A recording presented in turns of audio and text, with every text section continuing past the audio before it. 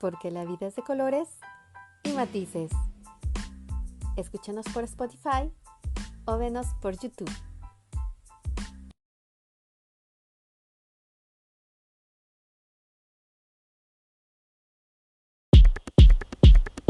Nuestra libertad es lo más preciado que tenemos.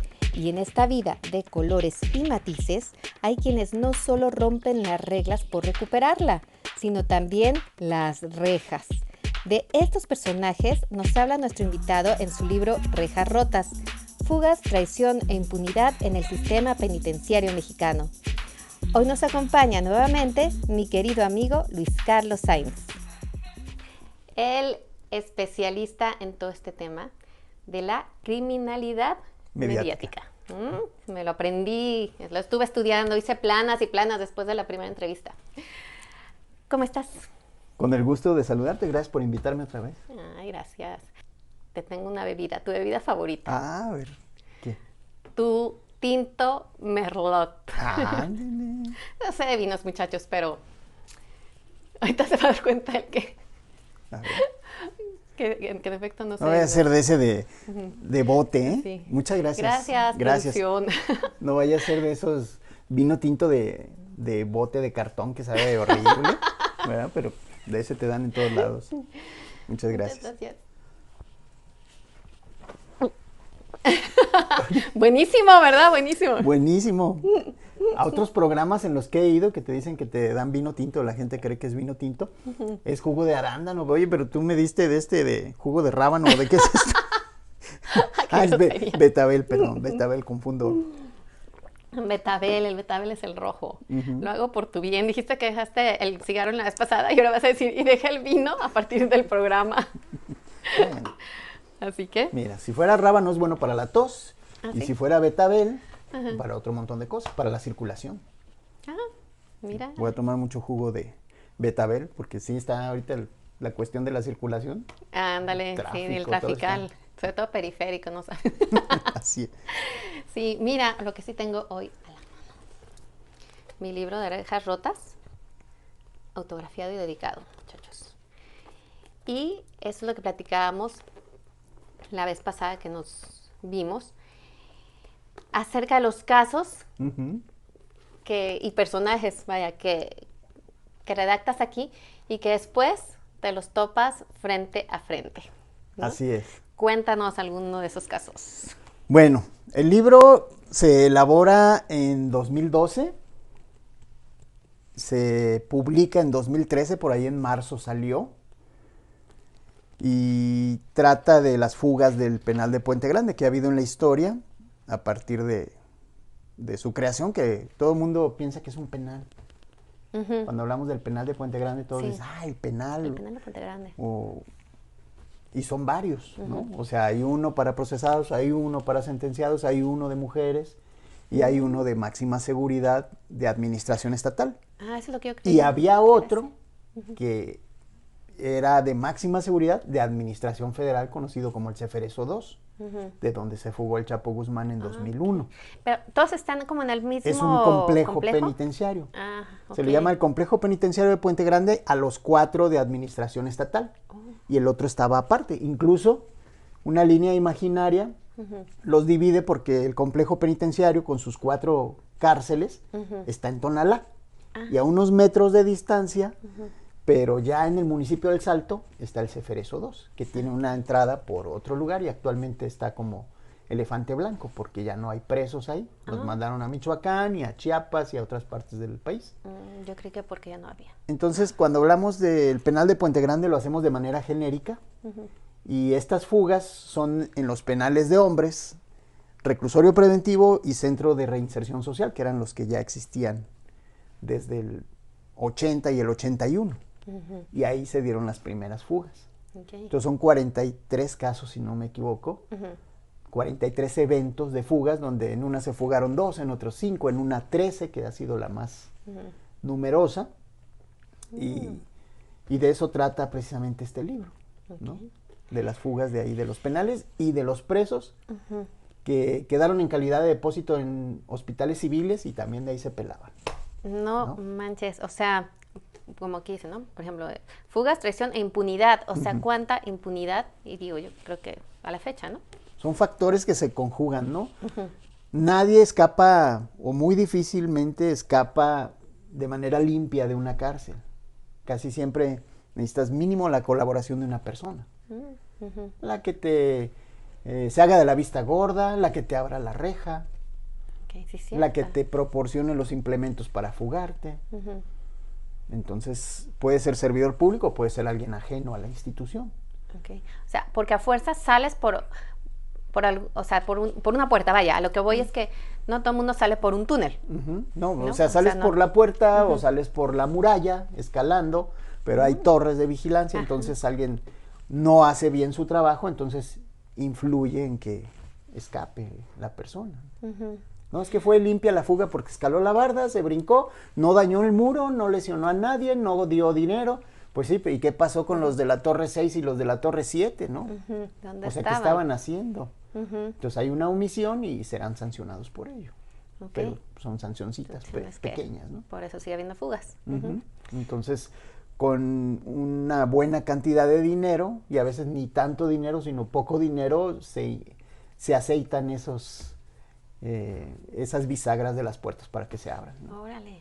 Sí, porque bueno, igual por pláticas y por este tipo de cosas me he enterado que a veces ni siquiera es mucho dinero el que han dado, ¿no? Pero como la gente es necesitada, o sea, también los custodios y todo eso, con cualquier cosa acceden a veces un entre, digamos, oye, te doy esto, y cuando me fugue y todo, te doy las escrituras del rancho y los papeles de la Cheyenne, y pues resulta que pues si los abogados no les pueden cobrar cuando lo sacan de manera lícita, imagínate dónde te encuentras al fugado para que te pague lo que te prometió. No, y se crea también, como es algo muy humano, se crea empatía muchas veces con el servidor público y el preso. Y la primera manera en que ellos consiguen a veces sus objetivos es a través del chantaje o de la cuestión sentimental, ¿no? Es que mira, mi mamá está enferma y tengo un hijo así, y tengo este problema, entonces por la parte sentimental. Si eso no pega, entonces viene el ofrecimiento de dinero, ¿no? El cohecho. Si eso no pega por los altos valores y lo que tú quieras, la honestidad del servidor público, entonces viene la amenaza. Wow. Entonces son, digamos, como las tres etapas, ¿no? Lo sentimental, el ofrecimiento económico y la amenaza de violencia, y a veces la violencia, ¿no? O sea, casi no siempre se llega a ejecutar la cuarta etapa. Porque siempre tienen como que alguien afuera, ¿no? Supongo yo que es el que investiga a la familia del custodio, del, no sé, y ay, es que tu hijito, tu niña, tu nieta, tu esposa, tu mamá, y ya tienen todos los datos y ya los amenazan, ¿no? Sí, te decía, y se crea tanta empatía que, por ejemplo, una señora que visita periódicamente a su marido, las primeras se encuentra con el gesto adusto del servidor público, de la que lo va a revisar, todo, y con el tiempo empiezan a familiarizarse. ¿Y cómo está? No, pues que muy bien. Oiga, yo vendo Tupperware, ¿no? O yo esto, cuando quiera. ¿Y por dónde vive? Por tal lado. Pues yo también. Se acaban haciendo comadres, las esposas de los presos, de las servidoras públicas. Se casan a veces presos con servidores públicos, trabajadoras sociales, con MPs, bueno, historias ahí hay, ¿no? Una ex agente del Ministerio Público que dejó todo por ayudar a la fuga del preso, ¿no? Que fue su pareja y su verdugo en la vida ya marital. O sea, sí, le pintaba ahora sí que la cara bonita para que le ayudara a salir y ya fuera. Sí, no, pues yo creo que no le pintaba la cara bonita porque él estaba por homicidio. Lo sacó legalmente, primero renunció a su trabajo, se fue a vivir a las Islas Marías, después lo vuelven a detener por otro homicidio y ahí es donde ella planea la fuga, como abogada falsifica una sentencia absolutoria y lo saca. Eso ocurrió en el 81, si no me equivoco, 1981, entonces tú sabes a dónde vas a comprar pareja, ¿no? Pues sí, eso si lo conoces en un bar, si lo conoces porque andan de vicios, porque si lo conoces en la universidad, o sea, tú eliges a tu verdugo. Pues sí. El chiste es que no sea verdugo, ¿no? Eso. Pero si de antemano está todas las características, como dicen, sí, tú eres del Ministerio Público, representas a la sociedad y vas en contra de quien cometió delitos, ¿no? Y finalmente, como decías, son relaciones bastante humanas ahí que ocurren, ¿no? Wow. Y así como eso, pues hay otro montón de historias que tienen que ver con el aspecto humano que hacen que alguien deje de hacer su trabajo o haga algo ilícito para favorecer una evasión de presos. Y en el caso, por ejemplo, de alguna fuga, ¿ha sucedido, o sabes, de algún caso en donde se fugó y era inocente? O sea, se fugó porque no le llevan bien un caso, porque... Pues hay pues, igual... asuntos donde se fuga y todavía no estaba sentenciado. O sea, no se había decretado su responsabilidad ni tenía una pena. Pero ya al haberse fugado, pues ya cometió un delito dependiendo, ¿no? Porque hay, o sea, no porque te fugues cometes un delito. Lo cometen más bien los que te ayudan. Y eso es algo que a nivel federal con la fuga del Chapo Guzmán, la última, la del túnel, ahí a él no lo pueden acusar de fuga. A él por delincuencia organizada, por ofrecer dinero, por todo eso, pero no por la evasión de preso. Entonces, si es una fuga limpia, donde yo me brinco la barda y me voy y me vuelven a agarrar, no me pueden acusar de la fuga. Ni a los familiares que te ayudaron, que estaban allá afuera con la camioneta, ¿no? Porque ahí hay un caso también de un tipo que se fuga y la esposa se fuga por los juzgados, tumba la rejilla de prácticas del viejo sistema donde salía el preso por la ventanilla con rejas. Ahí eran rejas con acrílico y la esposa ya le había dejado un cambio de ropa ahí adentro del juzgado. Entonces él sale por el juzgado, se cambia de ropa y luego ya sale del edificio de juzgados para el estacionamiento. Como si nada. Y se va al estacionamiento, se sube al carro, un Rambler de los 70s el carro. Y pues lo curioso del caso es que la señora no iba sola. Llevaba a sus hijitos y a sus sobrinitos, entonces iba el carro llenísimo de chiquillos y la policía después los empezó a perseguir y a disparar y todo eso, ¿no? O sea, sí estuvo así. Con helicóptero y todo y se peló el fulano cuando interceptan el carro en la carretera, allá para La Barca, bueno, no para La Barca, por la carretera La Barca, y pues ¿a quién crees que detuvieron, no? Pues a la señora. A la señora. Y a la señora adentro. En muchos casos, la detenida, como en el caso del que fugaron con una sentencia falsa, pues es la mujer, ¿no? Y en Puente Grande, en el femenil, no se han dado fugas. Ahí se portan mejor. O qué sé yo, o hace menos, ¿qué? Pues nunca nadie se ha fugado. Ha habido el delito técnica y jurídicamente de evasión de presos, porque hubo por ahí un secretario de seguridad y un director penitenciario que sacaron a unas chicas a pasear y a embriagarse a la carretera y quién sabe qué más habrán hecho, pero las regresaron la madrugada borrachitas y las custodias denunciaron y pues ahí se da el delito de evasión de presos. ¿A quién crees que le echaron la bronca y sentenciaron? Ahí, a las custodias, ¿no? ¿O qué? A la directora del penal. Sí, es decir, o sea, ya no ni los... Cuando ella obedeció órdenes del secretario de seguridad y del director general del sistema penitenciario para que le facilitara la salida de esas chicas. Ay, no. Pero bueno. Qué cosa. Y bueno, platícame del caso que me tiene así como que se me hace muy interesante porque no es cualquier cosa que suceda en este tipo de situaciones. ¿Cuál será? El que te encontraste, que primero fue me parece su hermano, su hermano te platicó de algo, te encontró. Bueno, antes he de decirte que son varios los casos de personajes del libro que me han contactado o que me los he topado. El primer caso fue dando yo clases en Tequila. Un alumno me dice, oiga, maestro, ¿y usted no tiene libros? ¿Usted vende libros? No, le digo, yo los escribo. ¿Verdad? Pero, por supuesto. Sí, pero ¿usted me lo puede conseguir? Sí, pues en cualquier librería aquí lo han de vender. Bueno, en Tequila no sé cuántas Gombilaya, ¿verdad? Claro. Pero le digo, dice, sí, pero a usted se lo dejan más barato, ¿no? Le digo, sí me hacen un 40% de descuento. Si yo los encargo. Entonces ya varios alumnos dijeron, yo quiero uno, pues se los traigo para el otro sábado, porque yo iba cada sábado a dar clases allá en una especialidad de Derecho Penal.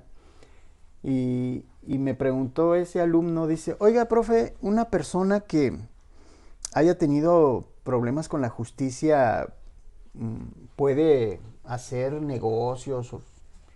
Sí, ¿por qué me pregunta? Es que hay un señor que me quiere vender un terreno, pero él tenía problemas con la justicia y entonces creo que está sin resolver su situación jurídica. Entonces quiero saber si yo voy a tener problemas al comprarle ese terreno. Le digo, no, le digo, es que yo había oído que los derechos civiles y los políticos se suspenden. Le digo, sí, siempre le ponen ahí en la leyenda. Le digo, pero los que sí se suspenden son los derechos políticos, porque el juez manda un oficio al INE y le dicen que te suspendan del padrón electoral, ¿no? No me acuerdo cómo se llama, no tanto el padrón, sino pues todo donde tiene el registro electoral, algo así. Pero nunca le mandan órdenes a jueces para que te suspendan derechos civiles. Les digo, y aprovechando en la materia, les digo, ¿el preso se puede casar? Pues sí, maestro, pues ahí está, estando en la cárcel, sí. ¿Puede registrar a sus hijos? Sí. ¿Puede hacer esto? Sí, sí. Entonces, no hay suspensión de derechos. Si la señora quiere vender la camioneta y está en nombre del señor, va a la cárcel, lleva la factura, se la endosa y lo venden, no pasa nada. Ah, gracias. Entonces ya luego les llevo sus libros y posteriormente me dice, oiga maestro, ¿me puede traer otro libro? Y yo, ¿pero para qué quieres otro? Como yo tenía la experiencia de que a veces algún papá o mamá gandallas les quitan sus libros a sus hijos, pobres hijos. Entonces me decían, profe, otro libro porque mi papá se quedó con el libro. Ah, está bien. Y ya le digo, ¿qué le pasó con su libro? Y ella dice, ¿se acuerda del vecino que le platiqué que me quería vender un terreno? Sí. Sí, sí me acuerdo. Dice, pues es que él sale en su libro. ¿Cómo que sale en su libro? Sí, es que él se fugó de Puente Grande. ¿Cuándo? ¿Qué? A ver. Pues es la historia esa de 5 que se fugaron en un doble fondo y que uno era de Quitupan, otro de Mazamitla y el que era de Tequila, ese es mi vecino. Ándate, paseando. Y ya, entonces pues ya. Y nunca lo han buscado o qué, o se fue a Estados Unidos. No, dice, ahí he estado siempre, nunca lo han ido a buscar. Vendiendo su Desde rancho. 1991 hasta 2014, 16 que fui a dar clases. Y ahí estaba. Ese alumno se casó y me invitó a su fiesta y me dijo, va a ir el señor para que ahí platique con él. Y yo no pude ir a la boda. Ay, y hace poco que reanudé conversaciones con mi exalumno, me lo saludo al abogado allá en Tequila, ya se murió ese señor. ¿Cómo crees? Era una persona que se llama Javier Ramírez y allá vivía por Tequila en un ranchito. Luego, un día recibo en Facebook, en los mensajes, ¿cómo se llama eso cuando te llegan, que no los ves y ni te das cuenta hasta del... ¿Solicitud de amigos? Solicitud de mensaje. Mensaje. Sí, ¿cómo? Sí, solicitud de mensaje. Las solicitudes que no ves de los... No los que ves, no son de tus amigos a menos y que no tú te le llegan. piques y los busques, pero... O no sé si ya aparezcan, pero no aparecía. Y ya un día le ando picando y que me di cuenta de eso, ¿no? Un mensaje que me llegó de Perú. Y ya me dijo, soy hermano de fulanito de tal, que está preso, ya tiene muchos años, y leí en internet en una... Pues ya ves que salen pedazos del libro en Google o algo así. En las reseñas Y ya dijo, ahí me di cuenta de todas las fechorías que ha hecho mi hermano, de lo cual estamos muy apenados en la familia, pero él ya lleva 30 años preso, está casi ciego, tiene enfermedad de ácido péptico y actualmente está en el Ceferezo 13 de Oaxaca y quisiera ver la posibilidad de que nos ayude a que él salga de la cárcel. Y yo, pues no, yo no puedo hacer nada, ¿no? Le digo, lo que sí le puedo orientar es, pues vaya con la gente de su consulado, bueno, con su embajada, luego el consulado peruano en México. Y pues qué lástima que no van al mundial, pero ya le orienté, estuvimos mucho en contacto, llegó a hacer una llamada tripartita al penal, o sea, su hermano le habló a él desde Oaxaca a Perú y me enlazó y ahí estuvimos platicando hasta que finalmente pudo salir por un beneficio penitenciario, ¿verdad? Y pues como pasa muchas veces con los reporteros, nos pueden usar y ya el día que, a ver, oye, pues dijiste que me iba a platicar muchas historias, pues ya no, quién sabe dónde se fue a vivir aquí en el Perú y no lo vemos, ¿no? Dale. Así, ahora a ver, entrevisten a Chavita o a sus papás a ver si puede, pues no, ¿verdad? No pueden, ya no los van a apelar, ¿no?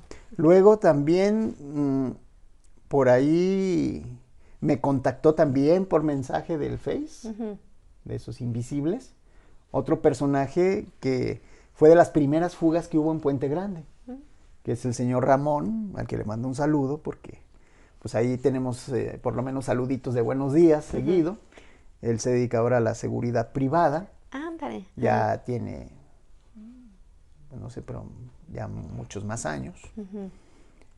Y uno se imagina esos personajes así como si todavía estuvieran igual en la foto o la edad o algo, ¿no? Ese señor de Perú, yo tenía su foto y yo lo recordaba, sí me acuerdo de él.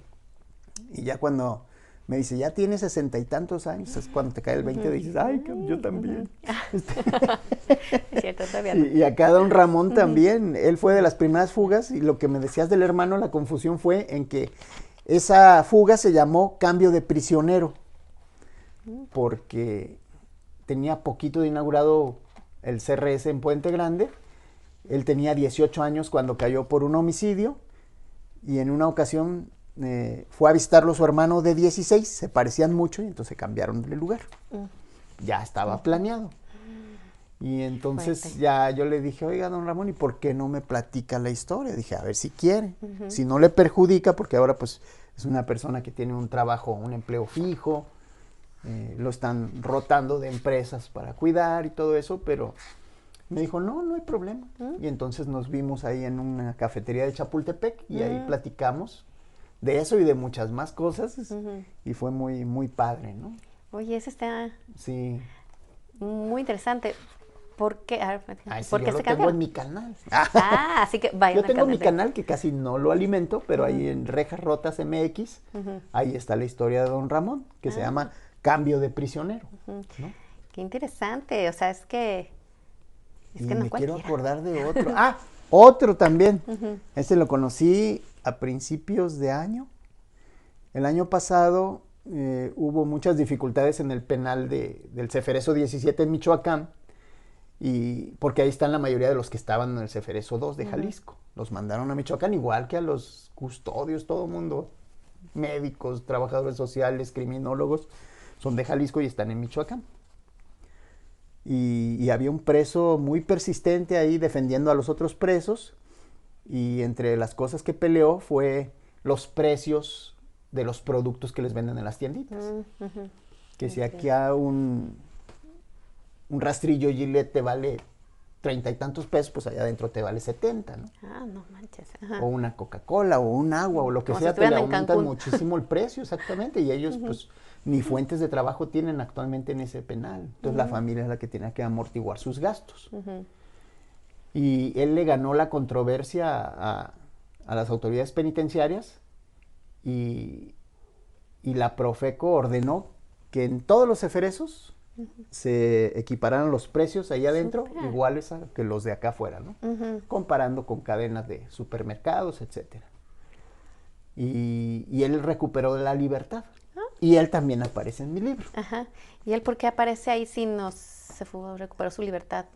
Es que esto fue de los 80s, de los 90s, bueno. y él después pasó 20 y tantos años en máxima seguridad.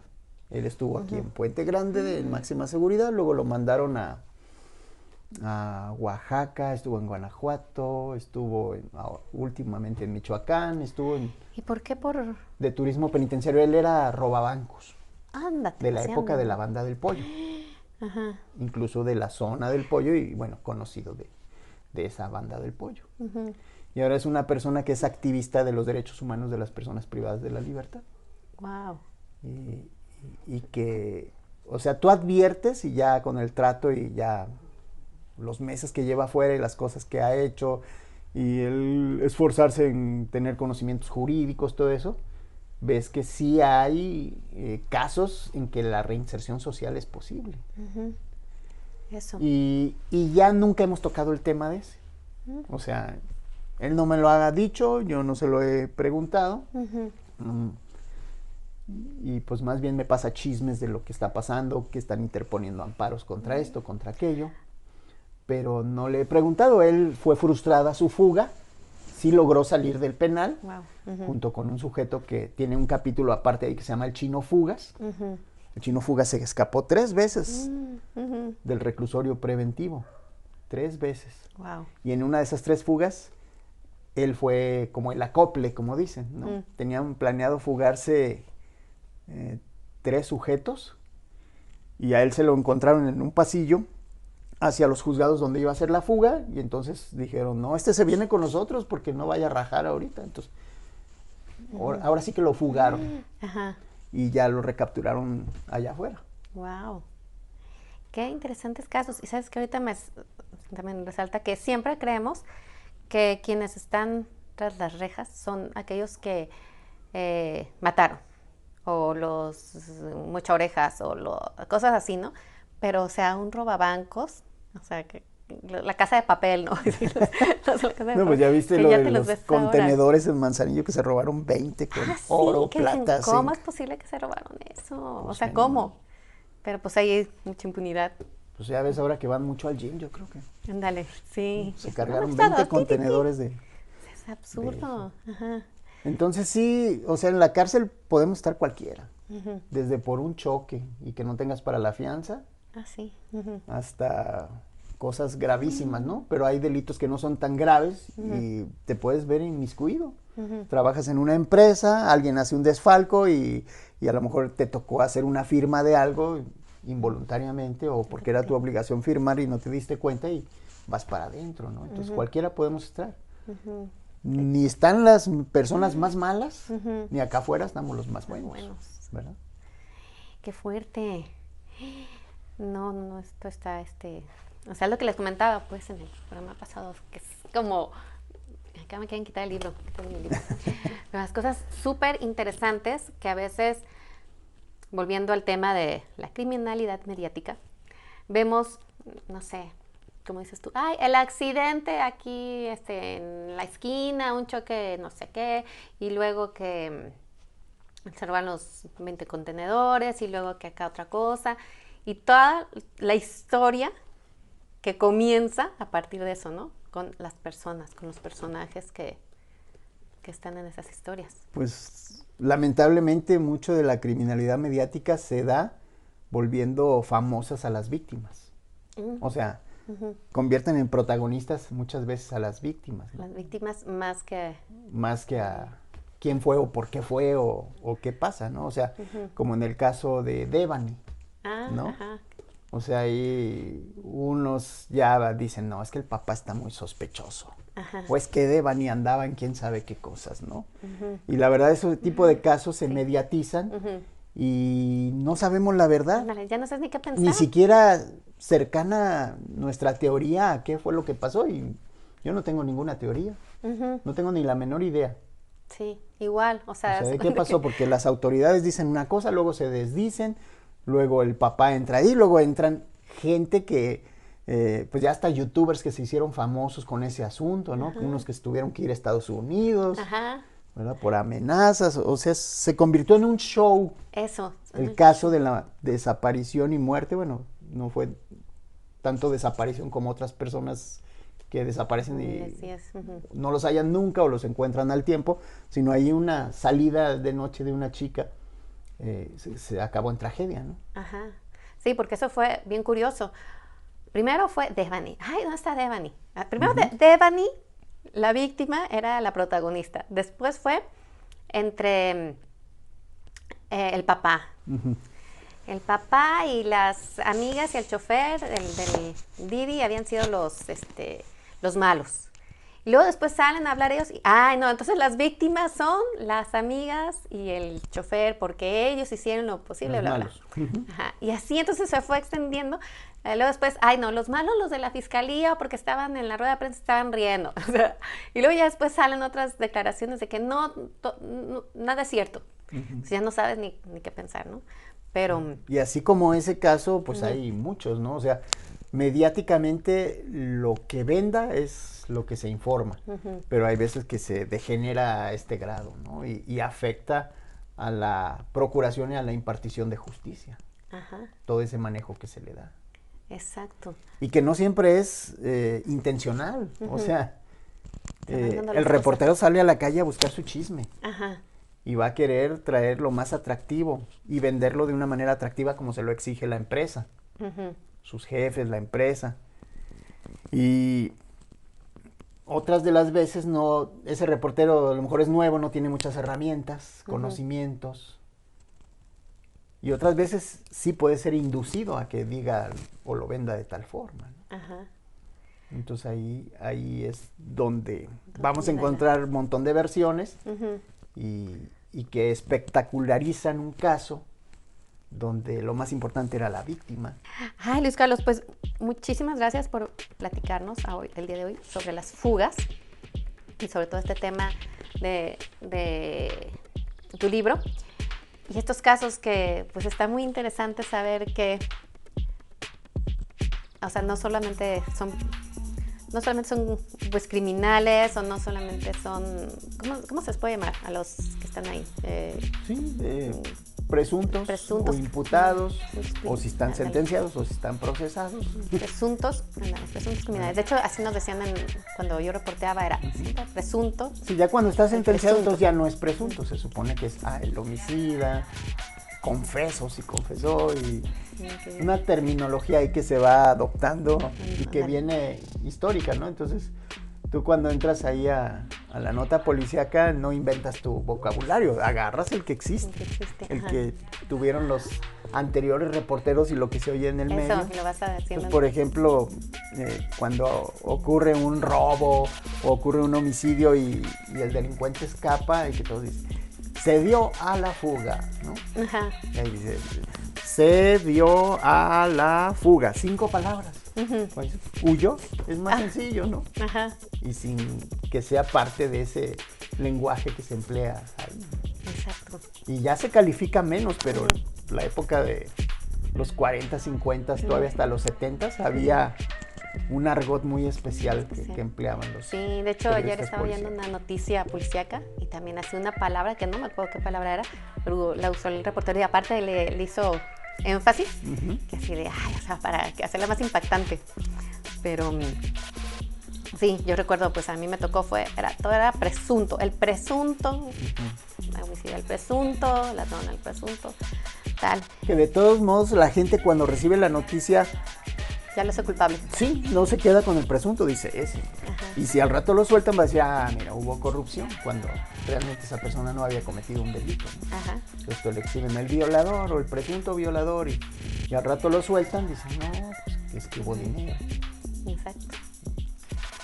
Entonces, con toda esta charla y con toda la plática del día de hoy, podemos darnos cuenta que todos podemos caer en esto.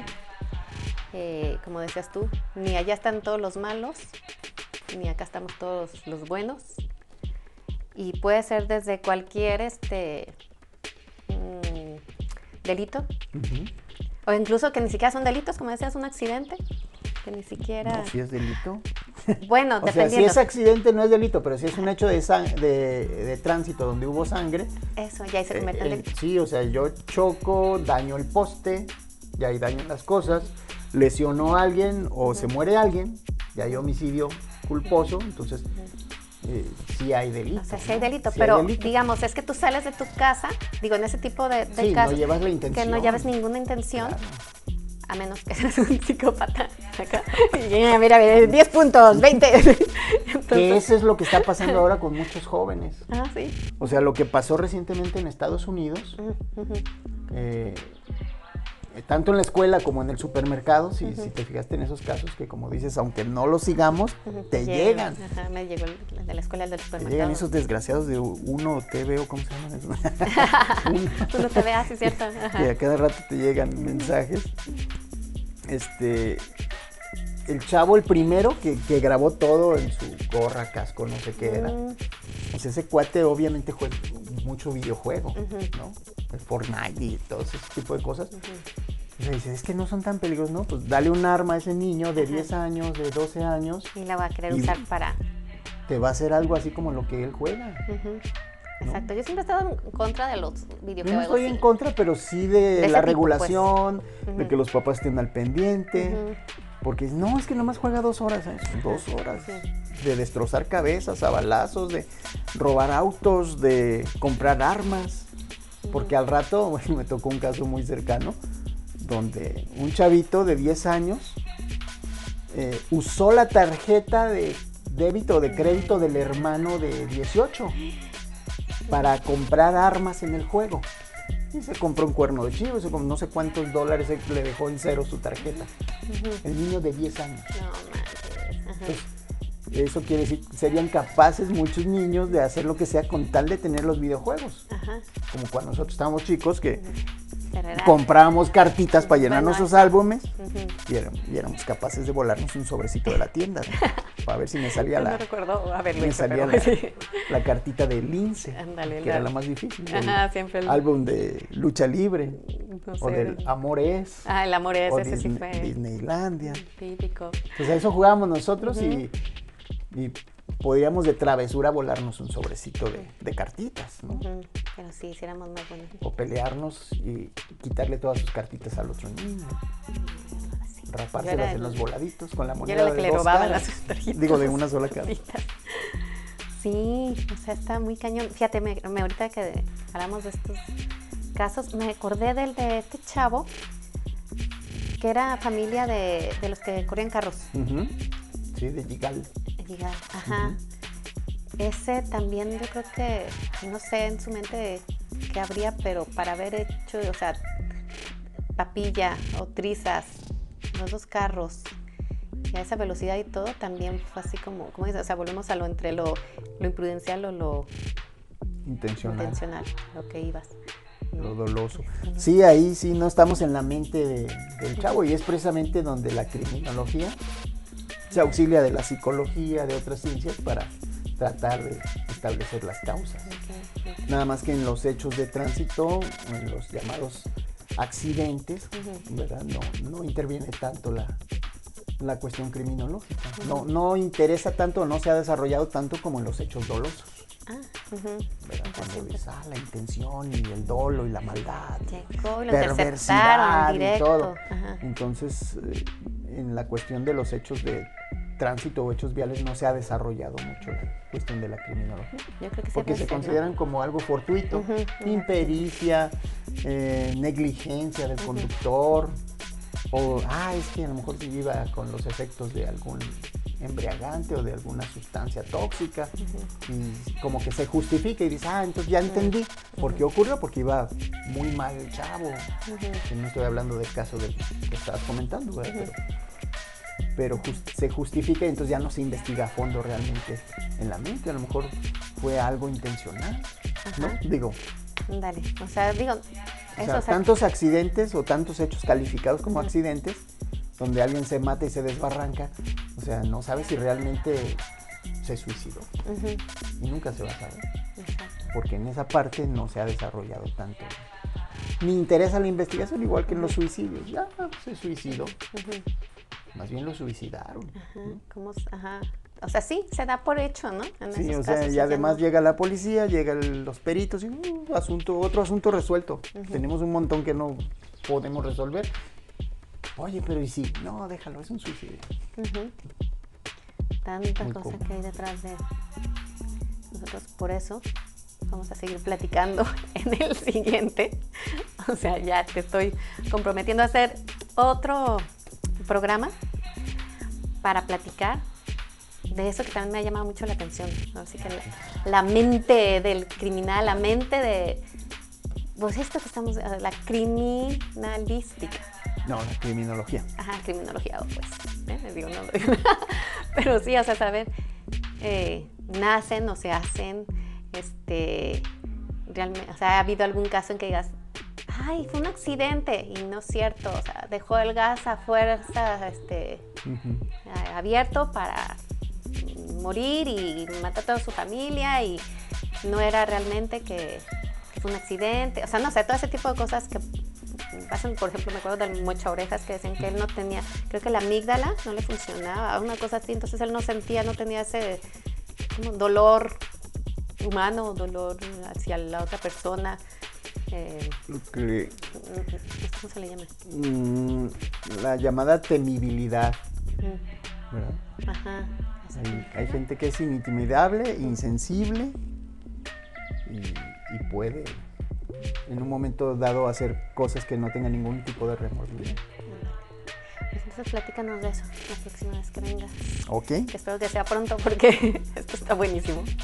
Y te prometo tenerte otro merlot. Otro jugo de rábano. Está bien. Ahora te voy a poner un jugo de rábano para la próxima. Para la tos. Sí. Está bien. Sale, pues muchísimas gracias, Luis Gracias. Carlos, por venir de nuevo otra vez por aquí. Y gracias a ti por estarnos viendo. Nos vemos.